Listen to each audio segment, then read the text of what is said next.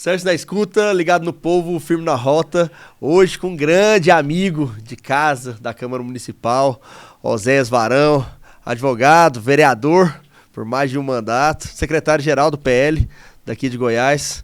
Seja bem-vindo, meu amigo. Obrigado, Sanches. Obrigado por aceitar o convite. Que isso, é um prazer para mim. Fiquei muito honrado com o convite, né? Sou seu fã, seu admirador. Então, estou à sua disposição aí para comentar o que for necessário. Falando hoje sobre políticas públicas como transformação e inclusão social.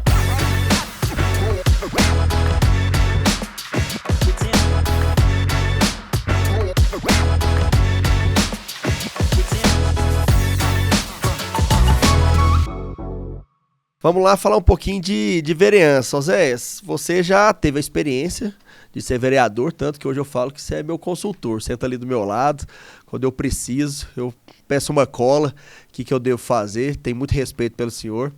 O senhor foi eleito em 2018, confere? Fez posse em 2017. Isso, 2017. Então você já teve um mandato, passou um período sem mandato e voltou agora. Qual que é a diferença do seu primeiro mandato de vereador para esses primeiros 6 meses da nova vereança, Oséias? Eu costumo dizer que o meu primeiro mandato foi um mandato assim, onde eu estava aprendendo a ser político. Eu vinha de uma militância à direita, conservador durante algum tempo, né? E aí, rapaz, eu cheguei na Câmara Municipal de Goiânia com algumas convicções que hoje são muito diferentes. Vou te citar um exemplo. Eu cheguei e eu dizia assim, olha, aqui no plenário da Câmara eu só vou aprovar projetos e votar favorável ao projeto que estejam de acordo com as minhas convicções. Quem me ouve falar isso, quem me ouvia falar isso, batia palmas para mim, né? Até certo ponto assim, parece admirável isso. Só que quando você vai viver o mundo prático do parlamento e da política, o que aconteceu comigo? Eu ficava ali lutando e caçando briga com todo mundo. Então eu tinha os meus posicionamentos. Então isso, assim, com aquele desafio de querer fazer prevalecer o que eu entendia que era melhor, eu acabei entrando em conflito com muitos vereadores, sabe? Eu passei a ser aquela pessoa assim, do conflito interno dentro da Câmara. Isso me gerou algumas consequências muito ruins ao longo do tempo, do ponto de vista político, mas o que eu acabei aprendendo? Sanches, o parlamento ele funciona dentro de uma determinada lógica, querendo você ou não. Qual é a lógica? A lógica de constituição de maioria. Dá para um parlamento funcionar num ambiente democrático sem constituição de maioria? Dá para resolver qualquer coisa dentro do parlamento se não for constituindo maioria? Não. Então, quando você entende isso, você passa a trabalhar agora com um desafio. Eu preciso compor maioria dentro do parlamento para aprovar qualquer coisa que eu queira ou para rejeitar qualquer coisa que eu queira. Para fazer isso, Sanches, você tem que entender que composição de maioria envolve concessões.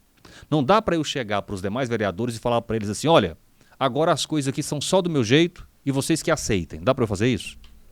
Não dá. Então, você tem que chegar no parlamento e estar disposto ao diálogo e a fazer concessões. Então, para você ter um vereador apoiando o seu projeto, às vezes você tem que apoiar o projeto dele. Percebe? E aí você vai construindo dentro do parlamento um grupo que lhe permite ter maioria conforme as articulações que você faz. É a razão pela qual muita gente não entende, por exemplo, por que você precisa do apoio do Centrão no Congresso Nacional. Eu não gosto do Centrão, mas você dá conta de governar sem ele? O Bolsonaro, inclusive, tentou inicialmente governar sem o Centrão, depois entendeu, caiu a ficha que isso não era possível. Não é uma questão de querer, é uma questão de você saber como o sistema parlamentar funciona e que você precisa constituir maioria. E tem um aspecto mais grave nisso tudo, que eu depois caí a ficha, que foi o seguinte: em que ambiente só a vontade e o desejo de uma pessoa prevalece? Ditadura. Percebe?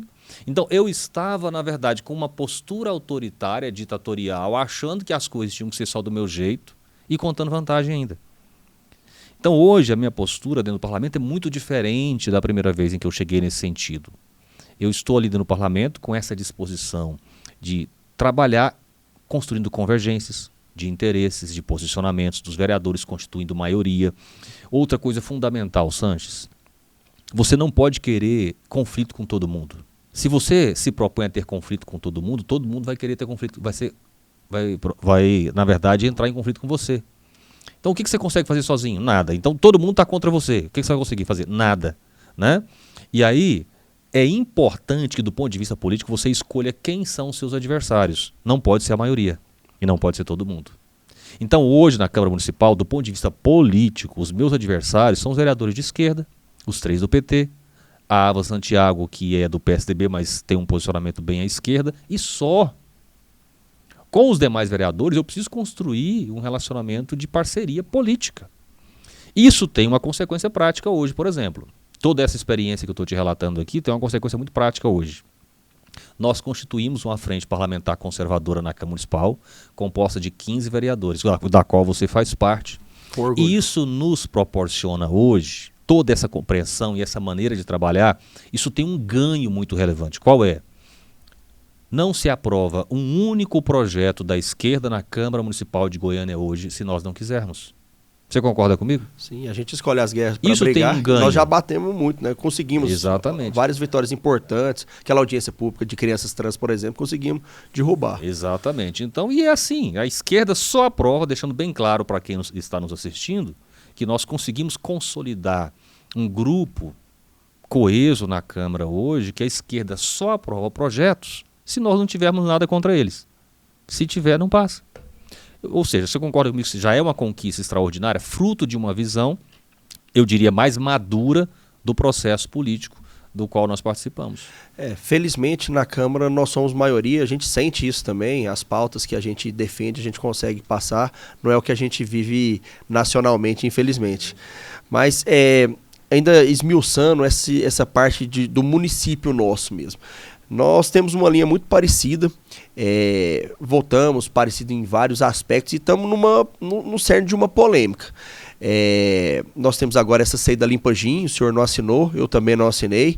Qual que é a sua avaliação, então, do governo Sandro Mabel, do primeiro para o segundo semestre, e essa CEI da Limpa Gin agora, qual que é a sua avaliação, se ela vai para frente, se não vai, por que você não assinou, o que você pensa dela? Dos últimos 30 anos, de todas as 6 que já tiveram na Câmara Municipal de Goiânia, quantas produziram algum resultado efetivo? Eu participei de uma CEI no começo do meu primeiro mandato, uma CEI para investigar as contas do prefeito Paulo Garcia. Cheguei ali na Câmara na época, eu diria assim, inexperiente. O que deu aquela CEI? Nada. O que deu a CEI da Comurg, a mais recente? Nada. E aí você pode agora fazer a retrospectiva dos últimos 30 anos e eu vou te garantir uma coisa. Nenhuma CEI da Câmara, nesses últimos 30 anos, produziu qualquer resultado efetivo. Existe uma razão por que isso acontece, eu não vou entrar no mérito disso aqui, mas eu não acho que a CEI, a proposta da CEI, vai conseguir entregar algum tipo de resultado efetivo para a população de Goiânia, tendo em vista a questão estrutural de como se funciona a CEI na Câmara Municipal. Então, esse é um primeiro motivo pelo qual eu não assinei o requerimento para a criação da CEI. Esse é o primeiro motivo. A outra questão, a administração direta, ela é, no caso brasileiro, intrinsecamente ineficiente. Empresas públicas são ineficientes e de maneira geral, muito corrompidas. Então, a Comurg, ela é uma empresa que passou aí décadas na mão da Prefeitura de Goiânia e você vai ver o que ela tem de saldo hoje, não sei quantos bilhões de dívida. Por quê? Porque ali administra um dinheiro que não tem dono, que é o dinheiro do povo.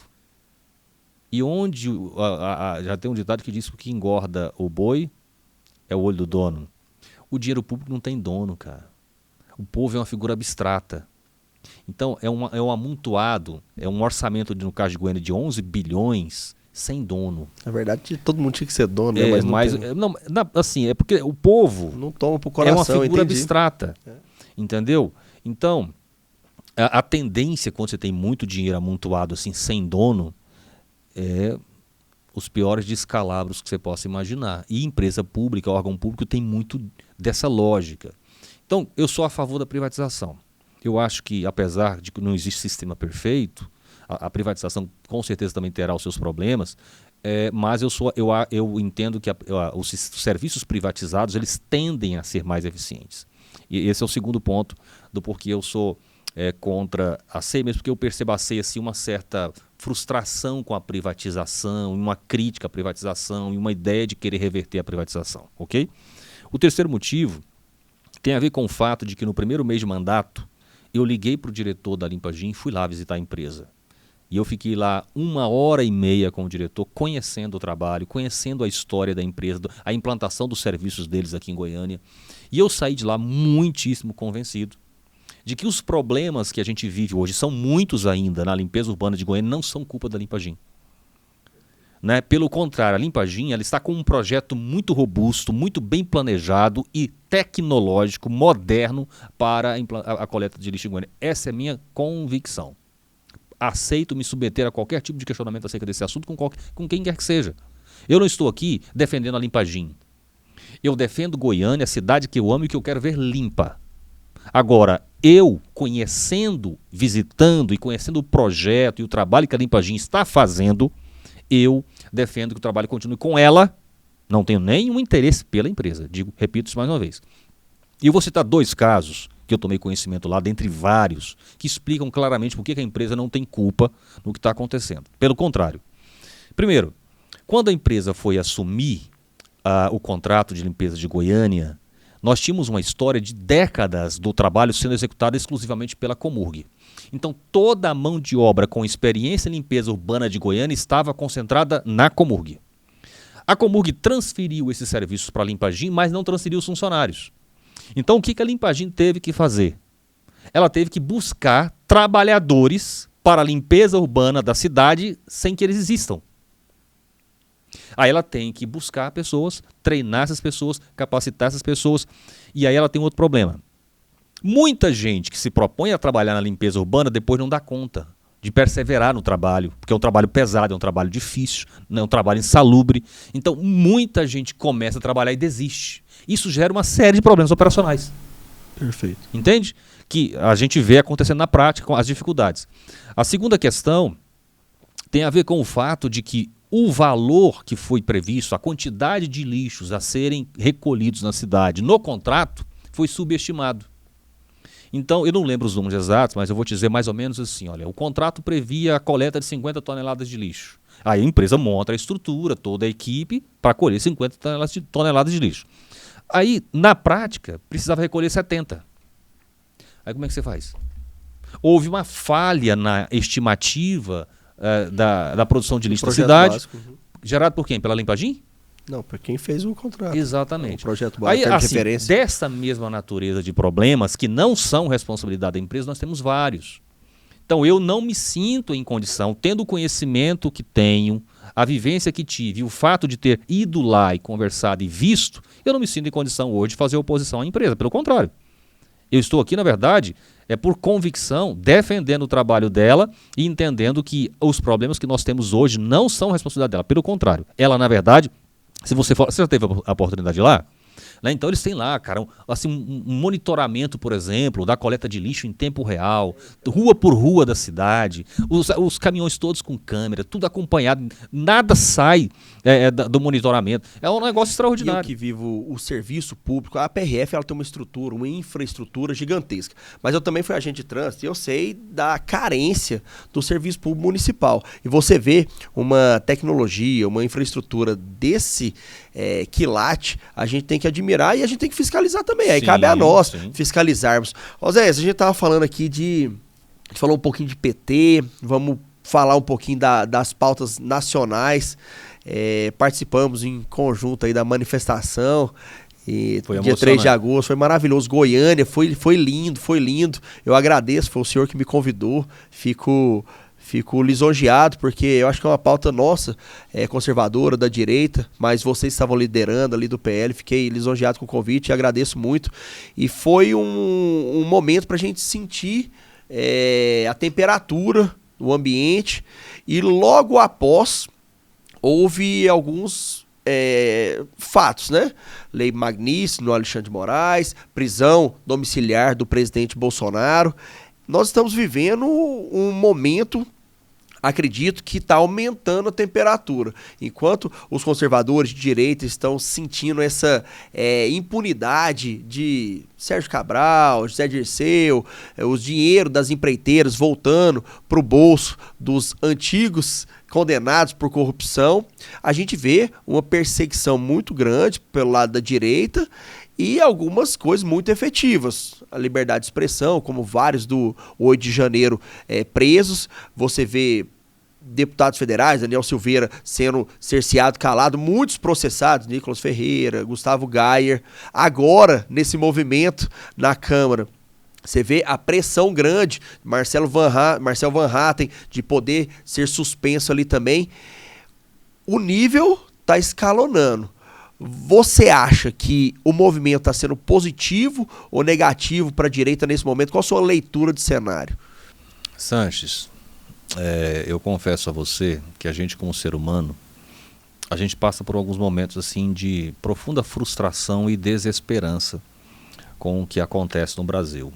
Em muitos momentos eu já me peguei assim pensando, será que vale a pena a gente continuar lutando? Só que eu quero chamar a atenção para um outro aspecto que, na minha gangorra existencial, me joga para cima. Eu acompanho a política desde quando eu tinha 9 anos de idade. Eu sempre fui muito interessado por política. Eu fui uma criança que não tinha TV em casa e fugia para a casa do vizinho para assistir o Jornal Nacional. E o que eu noto que está acontecendo? Ao contrário do que a gente às vezes sente pelo momento, pelo fervor, do ponto de vista político, o Brasil está num avanço extraordinário. Como é que funcionavam as coisas até, 15 anos atrás? Havia um conluio, isso que se chama de democracia brasileira, era um conluio de determinadas elites, cada uma ocupando funções estratégicas dentro dos pilares de poder do país. Então você tinha, por exemplo, a grande mídia. Ela era a única ferramenta, Sanches, de influência e formação da opinião pública em massa no país. O Brasil é um país continental. A única forma de chegar a todo o povo brasileiro era por meio de quem? Da grande mídia. A grande mídia usava esse poder não em favor do povo. Os interesses pessoais e econômicos. Então, se dizia assim, olha, ninguém vira presidente do Brasil se não for beijar as mãos do Roberto Marinho. Isso envolve um financiamento gigantesco por parte do poder público para esses veículos de comunicação, e esses veículos manipulavam a opinião pública conforme os interesses deles, o povo conforme os interesses deles. Então o povo vivia num regime de escravidão. Nós trabalhamos quase 5 meses do ano para pagar e mandar dinheiro para o governo. Não é assim? E aí você precisa de saúde, você tem que pagar um plano de saúde. Você precisa de educação, você tem que pagar escola particular. Você precisa de segurança, você tem que morar no condomínio fechado. Você precisa de justiça, você tem que pagar custos judiciais. Você precisa de boas rodovias, você tem que pagar pedágio. Percebe que o sistema não está trabalhando em favor do povo de fato.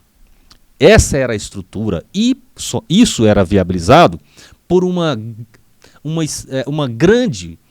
profunda alienação da população.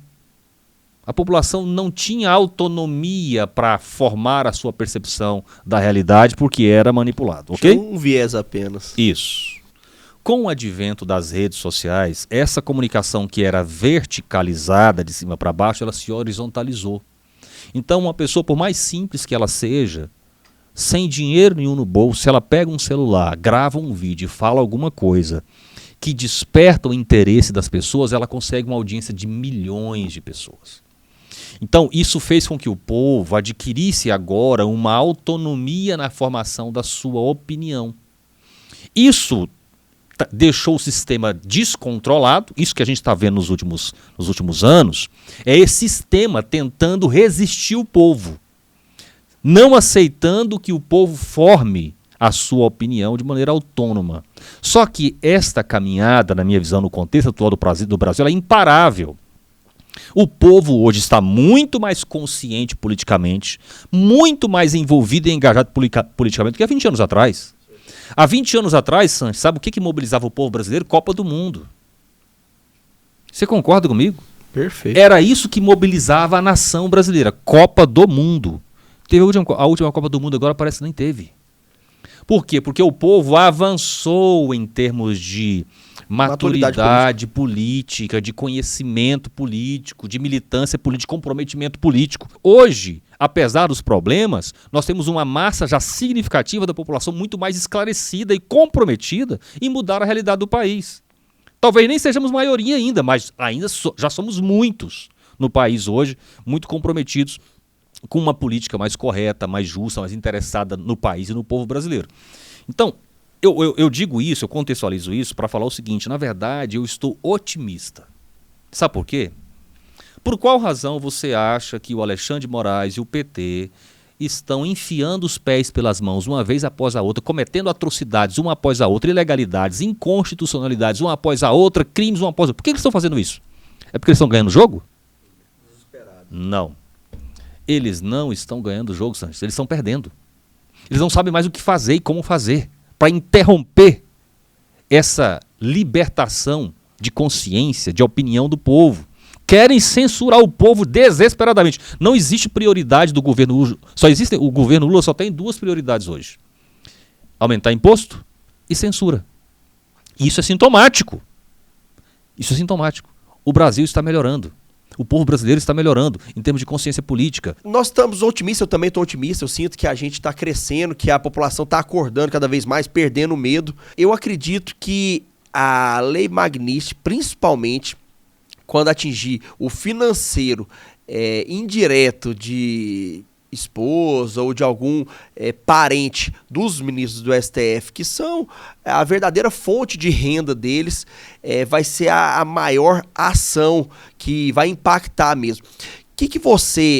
Qual que é o ponto mesmo que você acha que hoje, vamos personificar no Alexandre de Moraes, mas pode ser em qualquer outro ministro, onde você acha que está atingindo eles? Qual que é a preocupação deles hoje, especificamente? Os ministros do STF, eles entraram numa bola de neve.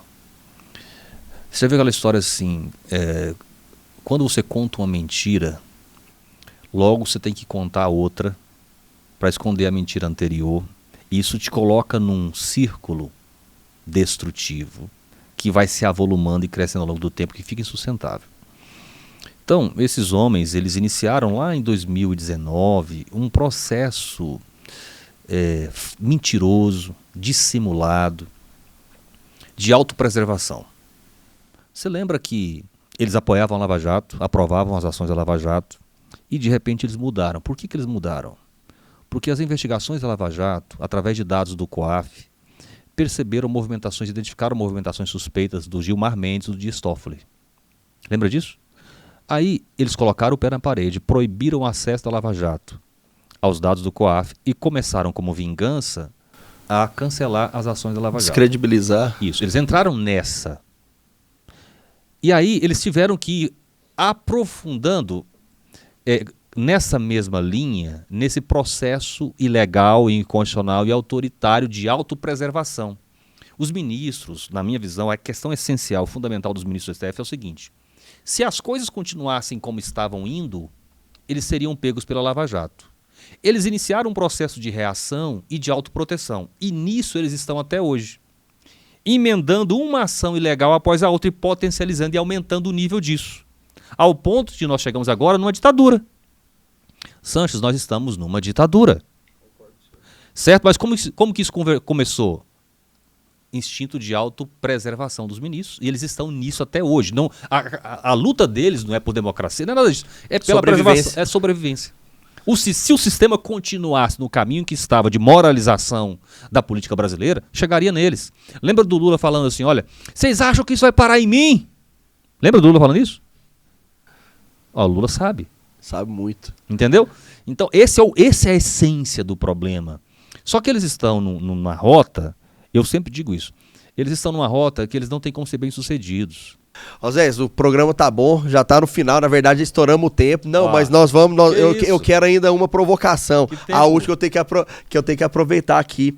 Tem um tema quente que é sobre essa adultização, fazer com que crianças tenham comportamentos de adulto. O Falcon, o influencer, jogou nas redes sociais, é um tema que está todo mundo falando hoje, sobre pedofilia ou exploração da imagem de crianças com cunho sexual, e a gente percebe que o PT nunca quis, a esquerda, ela nunca quis combater grandes crimes, grandes problemas. A própria castração química sempre foram contra, medidas contra a pedofilia nunca foram implementadas no governo também, e agora eu sinto que eles estão usando esse tópico que é importantíssimo, que estourou, que trouxe luz para um tema muito importante, e agora eles estão utilizando isso para querer censurar as redes sociais de forma indireta. Como que é a sua visão desse tema específico, né, da exploração sexual de criança e adolescente, que o Felca trouxe, e como você acha que o PT está conduzindo essa situação? A principal prioridade do governo hoje é censurar a população. Eles estão tentando censurar a população insistentemente desde o começo do governo Lula. Várias vezes eles empreenderam ações nesse sentido. Qualquer oportunidade. Muitas ações foram barradas no Congresso Nacional, várias delas, essa tentativa, essa sanha de querer censurar a população nas redes sociais, foi barrada várias vezes ali no Congresso Nacional, até que eles recorreram ao Supremo Tribunal Federal para fazer recentemente uma regulamentação contra a legislação, ou seja, rasgar a lei e eles mesmos assumirem a atribuição de legislar quando não podiam. Esse é o objetivo de censurar. O que eles estão fazendo agora com esse caso? É claro que nós tratamos assim, é abjeto, na verdade, essa exposição sensual e sensualizante de crianças, adolescentes nas redes sociais, certo? Só que, ô Sanches, você não precisa de novas leis para combater isso, não. A legislação que nós temos hoje já permite claramente que esse tipo de conteúdo seja combatido nas redes sociais e a responsabilização, inclusive, das pessoas que promovem isso, ok? Já a legislação... Então, quando eles surgem, não, vamos regulamentar. Olha, agora com esse caso, vamos mandar uma nova regulamentação. O que eles estão querendo?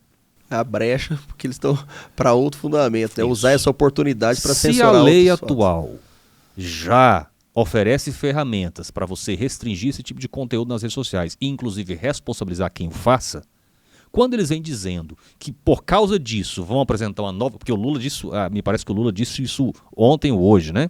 Que agora, com base nesse caso da sensualização de crianças nas redes sociais, sexualização de crianças nas redes sociais, vamos enviar uma regulamentação para o Congresso das redes sociais. Ô Lula, você está achando que você está falando com quem, meu filho? Você está achando que você engana trouxa? Né? Na verdade, a gente sabe qual é a sua verdadeira intenção. A sua verdadeira intenção não é restringir isso, porque isso já é restrito. A legislação atual já cobre isso. Ele está querendo arrumar uma desculpa para insistir na tese dele de tirar a liberdade do povo de criticar o governo e a turma dele nas redes sociais. É isso. Bom demais. Oséias, o papo fluiu, né? Eu fiquei feliz, né? Passou rápido demais. Obrigado por aceitar o convite e conte comigo para caminhar ao seu lado nas pautas aqui de Goiânia, para que a gente realmente possa levar ao cidadão goianiense o que ele espera da gente. E o Brasil precisa de pessoas como você, tanto na Assembleia Legislativa como no Congresso Nacional. E se um dia Deus permitir, eu quero estar ao seu lado nessa guerra. Valeu, meu amigo. Muito obrigado. Eu que agradeço. Demais. Sérgio da Escuta, ligado no povo, firme na rota, com Oséias Varão, meu consultor, advogado, vereador por Goiânia, um grande parlamentar. Todo sábado, domingo, 17h30 na TV Capital. Bora!